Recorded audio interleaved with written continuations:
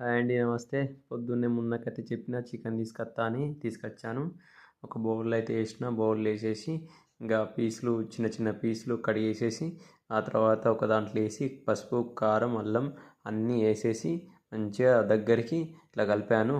ఒక్కొక్క పీస్ మంచిగా నీట్గా దానికి పట్టుకునేలా కలిపేసి తర్వాత కూరగాయలు కడిగేద్దామని కొత్తిమీర, టమాటా, ఉల్లిగడ్డ, మిర్చి కూడా కడిగేసాను. కడిగేసిన తర్వాత అవి తీసుకొని ఒక బౌల్ పెట్టేసి బౌల్లో ఆయిల్ పోసి ఆయిల్ వేడైన తర్వాత కొంచెం జీరా వేసి ఆ తర్వాత దానికి సంబంధించిన బగారాకులు అవన్నీ వేసేసి ఆ తర్వాత ఉల్లిగడ్డలు కూడా వేసేసానండి. అట్లా వేసిన తర్వాత కొంచెం అల్లం వేసి అటు ఇటు లైట్గా కలిపేసి తర్వాత మిర్చి వేసి దాన్ని కూడా అలా కలిపేసిన.